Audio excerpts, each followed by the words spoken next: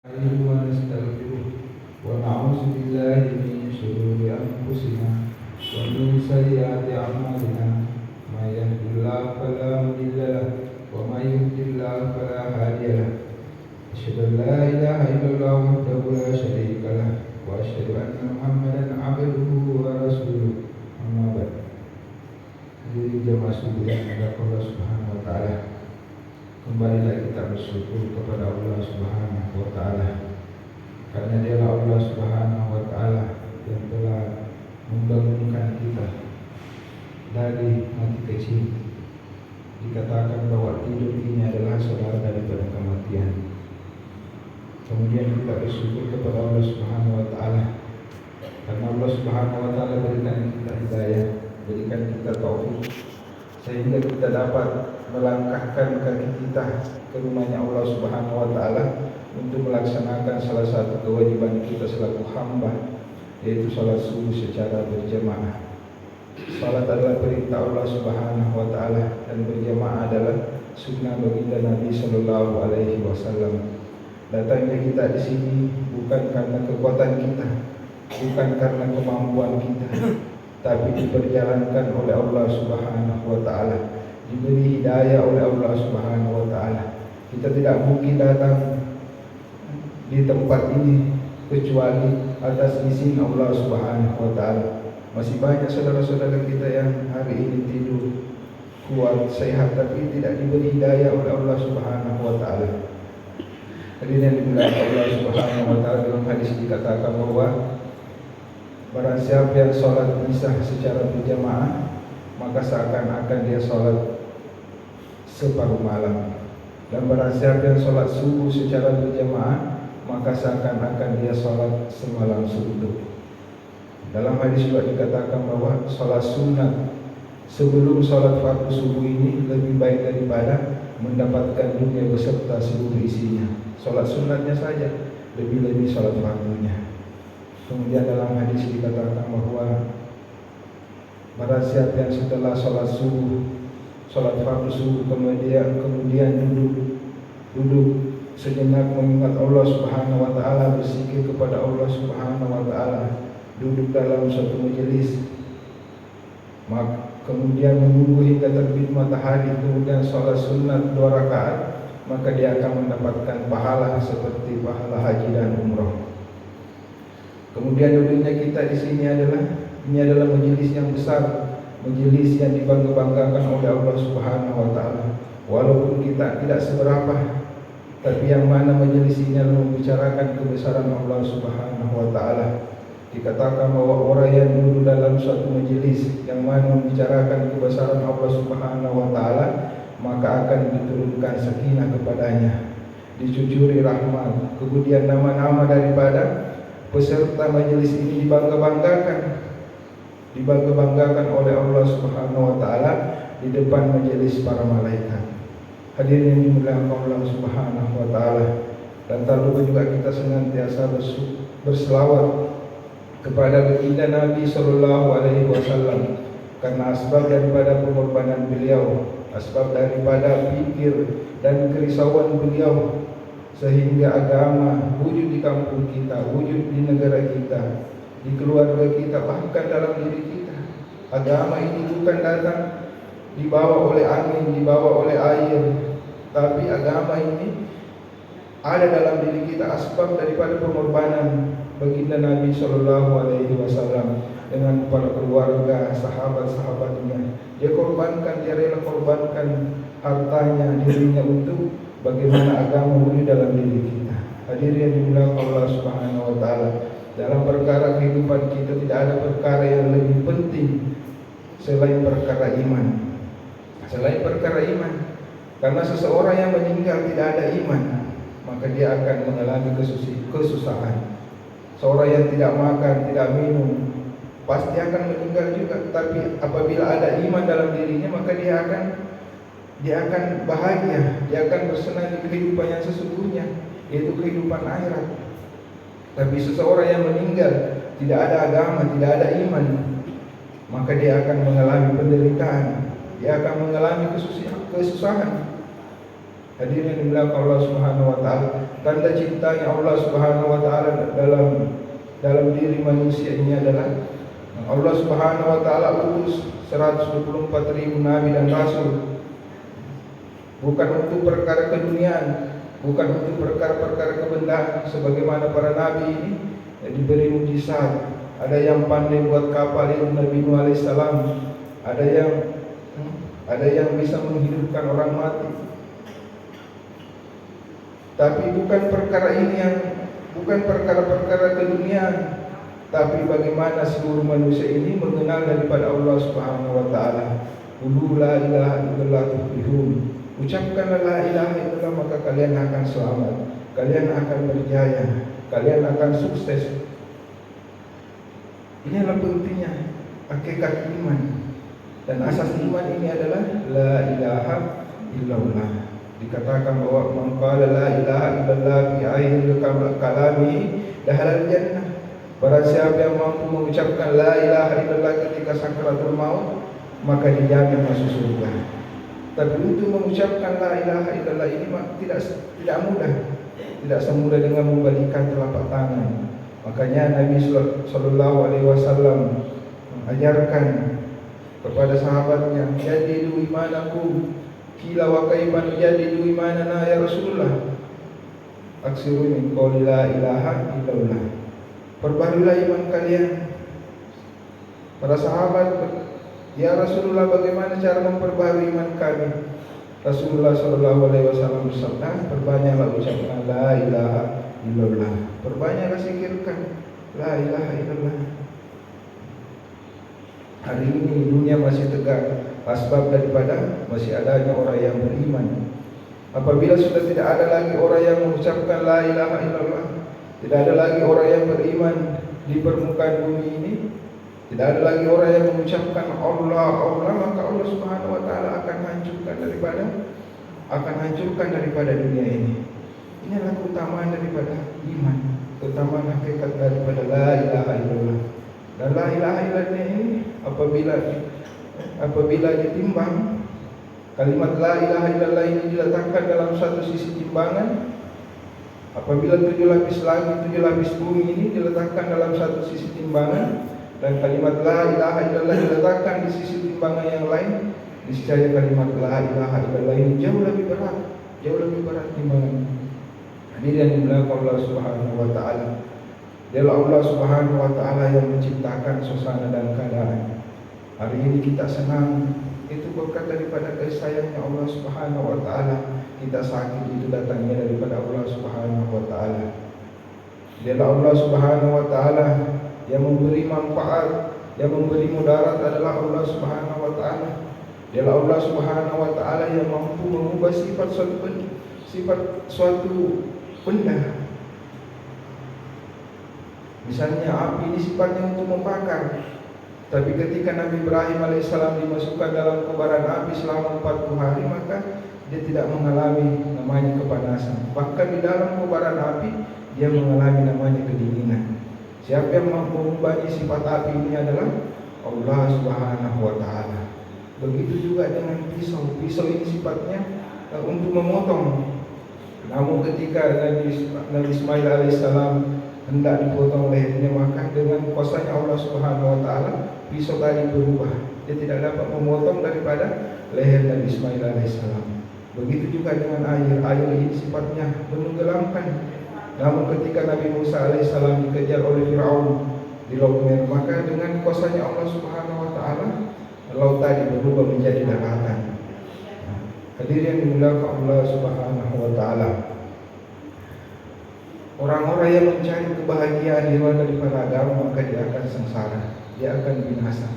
Diceritakan di dalam Al-Qur'an, yaitu orang yang mencari kebahagiaan melalui dengan harta benda, yaitu Qarun la'natul alaih.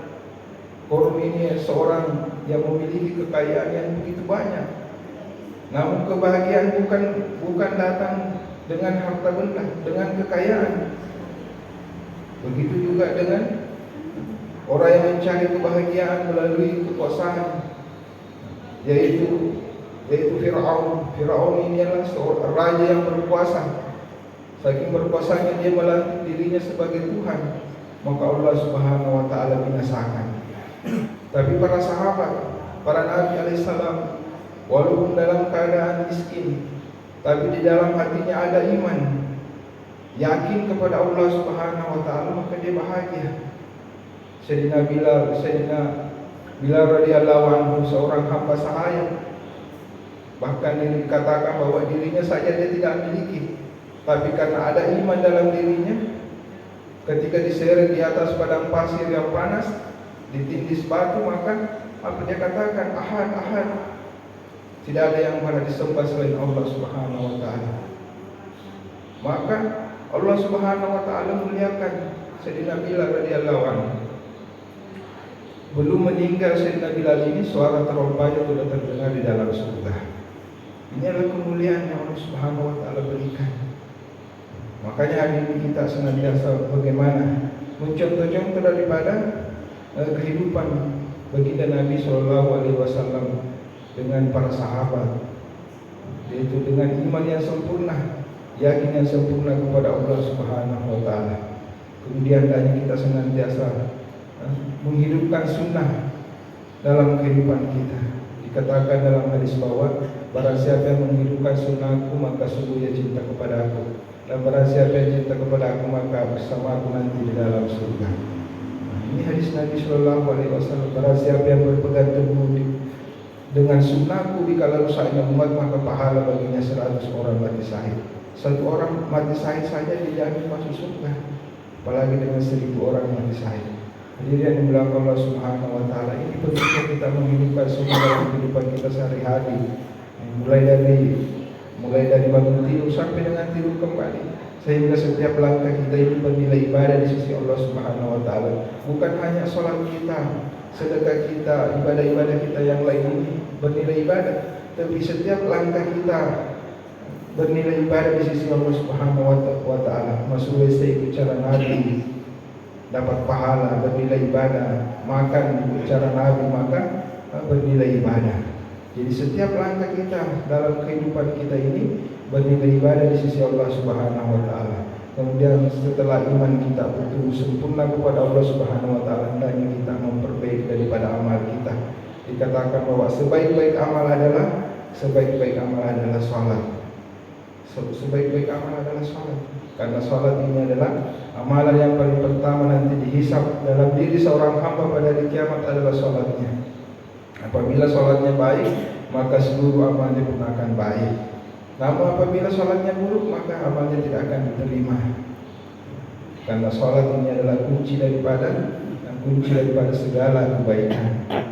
Dikatakan juga bahwa barang siapa yang mengerjakan salat berarti ia menegakkan agama. Barang siapa yang meninggalkan salat berarti ia meruntuhkan agama. Nah, ini adalah pentingnya bagaimana kita senantiasa menjaga salat fardu. Dikatakan dalam hadis bahwa orang yang senantiasa menjaga salat fardunya secara berjamaah, maka diberikan 5 keuntungan. Ketika di dunia, Allah Subhanahu wa taala akan mengangkat kesempitan hidupnya terasa cukup. Kemudian ketika meninggal akan dibebaskan daripada siksa kubur. Kemudian yang ketiga, menerima buku catatan amalnya melalui tangan kanan, melewati sirat seperti kilat dan masuk surga tanpa hisab. Nah, kemudian hendaknya kita senantiasa dan bagaimana mendapatkan kualitas salat yang betul, salat yang sempurna, yang diterima di sisi Allah Subhanahu wa taala. Hendaknya kita senantiasa bertanya kepada ulama bagaimana rukun-rukunnya, bagaimana syaratnya. Kita bertanya sama ahlinya, kita bertanya sama ustaz, sehingga kualitas salat kita ini diterima di sisi Allah Subhanahu wa taala. Kemudian kita memperbaiki daripada akhlak kita, sebagaimana akhlak baginda Nabi Shallallahu Alaihi Wasallam. Akhlak baginda Nabi ini adalah kejahatan dibalas dengan kebaikan. Kejahatan dibalas dengan kebaikan. Hari ini kita disolim, maka jangan pernah balas dengan keburukan juga, tapi kita balas dengan kebaikan.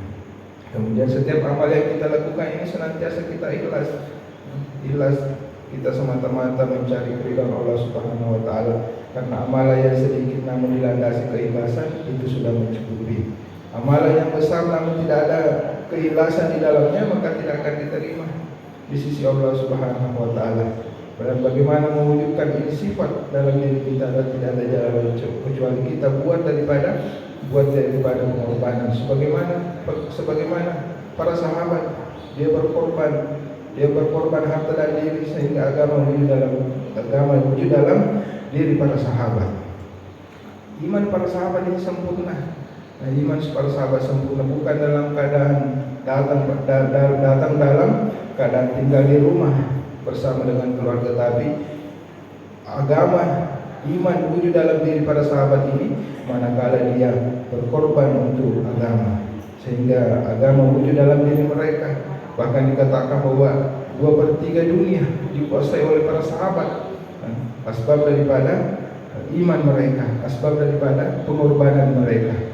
Begitu juga hari ini apabila kita senantiasa kita mencontoh-contoh daripada kehidupan sahabat, maka kita akan kuasai. Islam akan berjaya, Islam akan menguasai kembali daripada dunia ini.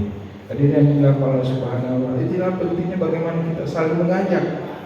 Karena kita sudah Allah Subhanahu wa taala tidak turunkan lagi nabi, karena baginda Nabi sallallahu alaihi wasallam adalah khataman nabiyyin. Tidak ada lagi nabi yang diturunkan oleh Allah Subhanahu wa taala. Tapi kerja nabi ini menjadi tanggung jawab kita sebagai umat baginda Rasulullah sallallahu alaihi wasallam. Karena kita sebagai khalifah di permukaan bumi ini, di samping sebagai beribadah kepada Allah Subhanahu wa taala, kita juga mempunyai kewajiban untuk menyampaikan, untuk mengajak kepada saudara-saudara kita. Ini pentingnya bagaimana kita mengajak. Ada kaum Nabi Musa, salah satu kaum Nabi Musa alaihissalam. Kaum Nabi Musa ini adalah taat, memiliki ketaatan kepada Allah Subhanahu wa taala. Dikatakan bahwa kaumnya Nabi Musa ini ketika sholat sujud, maka batu ini menjadi cekung. Begitu dia bersikir, maka dia akan mengeluarkan cahaya saking tawadhunya. Tapi dia minta kepada Nabi Musa, wahai Musa, sampaikan kepada Tuhanmu, sampaikan kepada Allah, surga mana yang saya tempati? Surga mana yang saya tempati? Maka dia sampaikan kepada Allah, ya Allah, ada kaum saya, dia bertanya, surga mana yang dia tempati? Maka Allah Subhanahu wa taala berfirman, sampaikan wahai Musa bahwa tempatnya adalah neraka. Tempatnya adalah neraka. Berarti bukan ibadah kita yang menyebabkan kita dimasukkan ke dalam surga. Tapi ketika Nabi Musa kembali kepada kaumnya tadi, maka dia katakan bahwa tempatmu adalah neraka. Maka dia katakan, wahai Musa, perbesarlah daripada badan saya, sehingga kalau besar dapat menutupi daripada pintu neraka, sehingga orang-orang ini tidak masuk ke dalam neraka. Asbab daripada risau, asbab daripada kerisauan tadi, dia risau terhadap orang-orang untuk masuk ke dalam neraka, maka dia kembali kepada Allah. Nabi Musa sampaikan kepada Allah, maka dia katakan bahwa sampaikan sama kaummu Musa bahwa tempatnya adalah surga. Tempatnya adalah surga. Ini adalah pentingnya bagaimana kita ada kerisauan terhadap saudara kita, terhadap tetangga kita, bahkan keluarga kita. Kita risau apabila dia tidak ke masjid, tidak mengenal daripada Allah Subhanahu wa taala. Begitu juga ada pada zaman Bani Israil, ada seorang wanita Bani Israil.